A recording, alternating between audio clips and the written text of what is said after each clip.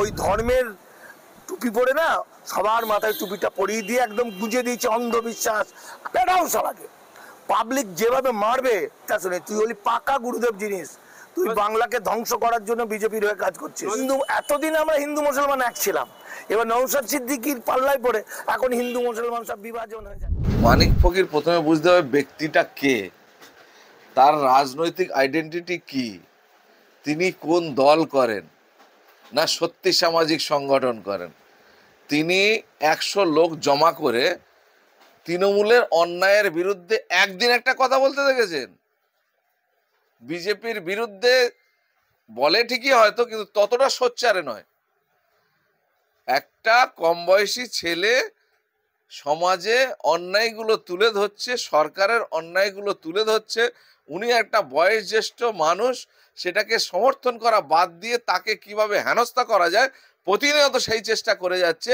আর তৃণমূল যে দুনিয়ার চুরিতে আকণ্ঠ ডুবে গেছে, দুনিয়ার নেতা মন্ত্রীরা সব জেলের মধ্যে ঢুকে যাচ্ছে, এ ব্যাপারে তো ওনার কোথাও কোনো কিছু করতে দেখিনি, কোনো প্রতিবাদ করতে দেখিনি।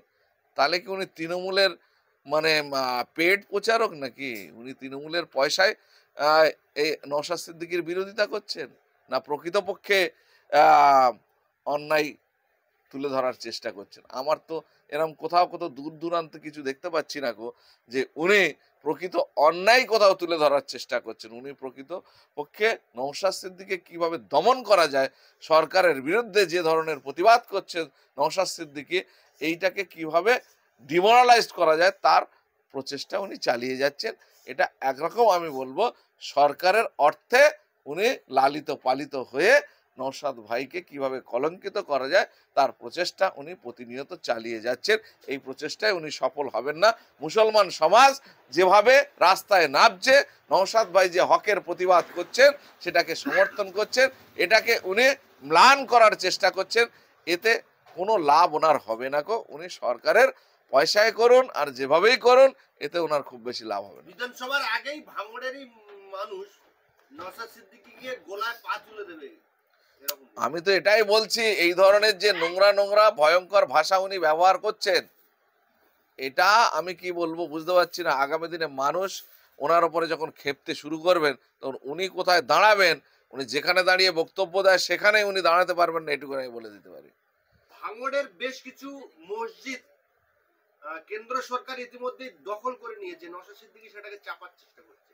সেটা বলুক, যে ভাঙড়ের কোন মসজিদ দখল করে নিয়েছে। মানুষকে ভয় দেখিয়ে চিরকাল এই বিজেপির ভয় দেখিয়ে, এনআরসির ভয় দেখিয়ে তৃণমূলকে ভোট দাও, তৃণমূলকে ভোট দাও, আর তৃণমূল যেভাবে মানে লুটের সম্পদ তৈরি করেছে দেশটাকে, সেসব কথা না বলে উনি মানুষকে ভড়কানোর জন্য, মুসলমানদের মধ্যে বিভেদ তৈরি করার জন্য, মুসলমানদের মধ্যে বিদ্বেষ বাড়িয়ে দেওয়ার জন্য, মুসলমানদের আক্রোশ বাড়িয়ে দেওয়ার জন্য, অসামাজিক কাজ যাতে করে তার জন্য উনি প্ররোচনা দিচ্ছেন।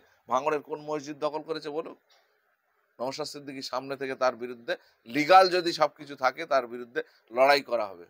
কোথায় এটা দেখাক। এইসব ভুল ভাল বলে মানুষকে খেপানোর চেষ্টা করছে নওশাদ সিদ্দিকীর বিরুদ্ধে। যেহেতু নওশাদ সিদ্দিকী ভাঙড়ে এমএলএ, সেখানে মসজিদ দখল হয়ে যাচ্ছে, উনি কিছু বলেন না, এইটাই তো ওনার মেন এজেন্ডা। এই করে নওশাদ সিদ্দিকীকে কলঙ্কিত করা যায়, কিভাবে ম্লান করা যায়, এটা উনি একেবারে এটা নিয়ে উনি দায়িত্ব নিয়ে নিয়েছেন সরকারের থেকে। এই দায়িত্বটা উনি নিয়েছেন, যার কারণে এই কাজ চালাচ্ছেন। ওনার মতো নোংরা লোক আমি তো এই মুহূর্তে আর দেখতে পাচ্ছি না। ওই কিছুদিন আগে হাওয়া একটা কথা ভাসছিল যে মানিক ফকির ভাঙড়ে প্রার্থী হতে পারে তৃণমূলের, সেইটাকে হোক না উনি প্রার্থী হোক না, ভাঙড়ের মানুষ সাদরে ওনাকে গ্রহণ করবে। আর ভোটের সময় কোন জায়গায় দেবে উনি বুঝতে পারবেন। ওনার এইসব কাজ কারবার, উল্টো পাল্টা কথাবার্তা ভাবছেন মনে হয় আমি বলে বেরিয়ে যাচ্ছি, আমার খুব মানে মুসলমানরা ভালোবাসছে।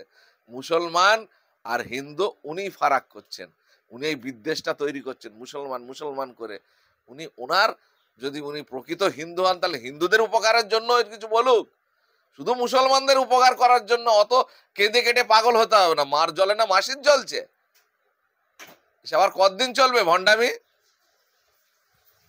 উনি বলছেন যে নওশাদ আব্বাস আরএসএস এর কাছ থেকে টাকা নিয়েছে। আপনি আইএসএফ এর একজন গুরুত্বপূর্ণ লিডার, আপনি জানেন। আমি তো আবার বলছি, এই দল এবং দলের নেতাদের কলঙ্কিত করা যায় কিভাবে, এর জন্য উনি তৃণমূল সরকারের থেকে টাকা পান, নইলে এইসব কথা বলেন কিভাবে?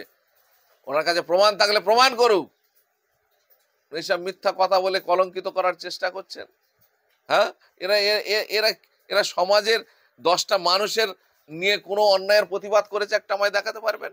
এরা শুধু যারা সমাজে মানুষের হকের কথা এই মুহূর্তে গোটা পশ্চিমবঙ্গ তথা ভারতবর্ষের মানুষ জানে যে নওশাদ সিদ্দিকী কিভাবে অসহায় বঞ্চিত নিপীড়িত মানুষের জন্য সরকারের বিরুদ্ধে আন্দোলন করছে, নিজের জীবন বাজি রেখে আন্দোলন করছে, নিজে জেল খাটছেন। এগুলো ওনার পোষাচ্ছে না গো। উনি তৃণমূলে সাথ দিতে হবে, তাহলেই সেটা ভালো হবে। উনি এটাই চান, এটা কোনোদিনই হবে না। আমরা হকের লড়াই লড়তে এসেছি, মানুষের অধিকারের লড়াই লড়তে এসেছি। মানুষের অধিকার কিভাবে পাবে সেই লড়াই করব।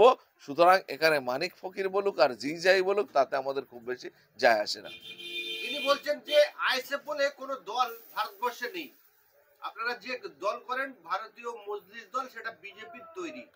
বিজেপির তৈরি করা দল আপনারা চালাচ্ছেন এবং মুসলিমদের অধিকারের কথা বলছেন। দেখেন, ওনার ওনার ওনার মুখের কথায় আমাদের কোনো কিছু যায় আসে না। আর উনি বললে মানুষ কেউ দেখেও না, শুনেও না। শুনো না, ওসব পাগলে কি কথা বলছে না বলছে, ও কথা আমাদের কিছু যায় আসে না। হ্যাঁ, আমরা প্রথমে যখন নির্বাচনে লড়াইতে নামি তখন আমাদের দল রেজিস্টার সিম্বল পাইনি, যার কারণে আমরা যাতে সব জায়গায় একই সিম্বল ব্যবহার করতে পারি তার জন্য আমরা রাষ্ট্রীয় মজলিস পার্টি বলে একটা পার্টি আছে বিহারে, সেই পার্টির এই চিহ্নটা আমরা হায়ার করি এবং এই চিহ্নটা হায়ার করার ফলে আমরা সব জায়গাতে একই চিহ্ন ব্যবহার করতে পারি। কিন্তু বর্তমানে সেটা আমাদের আর প্রয়োজন নেই। আমরা আমাদের রাজ্যের ক্ষেত্রে আমরা আমাদের পার্টির ইন্ডিয়ান সেকুলার ফ্রন্ট, আমরা ইন্ডিয়ান সেকুলার ফ্রন্টেরই আমরা সিম্বল পাচ্ছি। সুতরাং লোকসভা নির্বাচনে আমাদের নিতে হয়নি অন্য পার্টির সাহায্য। এইবারে যে বিধানসভা আসছে সেখানে আমাদের অন্য পার্টির কোনো সাহায্য নিতে হবে না। নতুন দল তৃণমূল দলটা বিজেপি তৈরি করেছিল এবং তৃণমূল দলের সব রকম সহযোগিতা বিজেপি করেছিল এবং তৃণমূল দল দীর্ঘদিন বিজেপির সঙ্গে সরকার চালিয়েছে, দীর্ঘদিন বিজেপির মন্ত্রিসভার মন্ত্রিত্ব থেকেছে। এই জায়গা থেকে ওনার মুখস্থ হয়ে গেছে, উনি সেটা দেখেছেন, উনি সেটা তত্ত্বাবধানে হয়তো ছিলেন কিনা জানি না, সেই সহযোগী ছিলেন, সেই কারণে উনি এই কথাগুলো খুব সহজে বলে দিতে পারছেন। সুতরাং আমি ওনাকে বলবো যে জনগণের হাত থেকে যদি আপনি বাঁচতে চান, এই ধরনের মিথ্যা কথা অপবাদ দেওয়া, মানুষকে কলঙ্কিত করার জায়গা থেকে সরে আসুন। এই যে 26শে বিধানসভায় আপনাদের কি খামচিহ্নই থাকবে, কি বলবেন পাবলিক? নিশ্চয়ই খামচিহ্ন থাকবে। এই মানিক ফকির, শেষ প্রশ্ন করবো। এই যে মানিক ফকির, তিনি একসময় নওশাদ আব্বাসের বলতো আমার খুব ভালো বন্ধু, তাদের প্রশংসা শোনেন, আমি একটা কথা বলি, নওশাদ আব্বাস যতদিন মানে মোটামুটি এতটা পপুলার হয়নি, ভেবেছিল যে কোনো রাজনৈতিক দলের সহায়ক হবে, হয় কংগ্রেসে যাবে নয় তৃণমূলে আসবে, তৃণমূলে আসার সম্ভাবনা সবথেকে বেশি, এটা উনি ভেবেছিলেন। সেটা যখন কোনো মতে হচ্ছে না এবং তৃণমূলের অল আউট অন্যায়গুলো তুলে ধরার চেষ্টা করছে, সেই জন্য ওনার বুকের যন্ত্রণা হচ্ছে, সেই কারণে উনি এইসব কথাবার্তা বলছেন। আমি আপনাদের বলবো, এই লোকটার 2 পয়সার দাম নেই। 10টা লোক ওনার কথা শোনে না, 10টা লোককে সংগঠিত করে অন্যায়ের বিরোধিতা করার ওনার হিম্মত নেই। সুতরাং এই লোকের কথা প্রচার করে বেকার হাইলাইট করে কোনো লাভ নেই। যত ওনার কথা না বলবেন তত মানুষ উপকৃত হবে, কারণ উনি বিদ্বেষ হিংসা ছড়াতে চাইছেন। ভাঙড়ে 10টা মসজিদ দখল করে নিয়েছে, কোথায়? তাহলে এইসব বলে হিংসা দাঙ্গা বাজাতে চাইছেন। তাহলে দাঙ্গাকারী লোকদের কথা প্রচার বেশি বেশি না করাই মিডিয়ারও দায়িত্ব আমি মনে করি।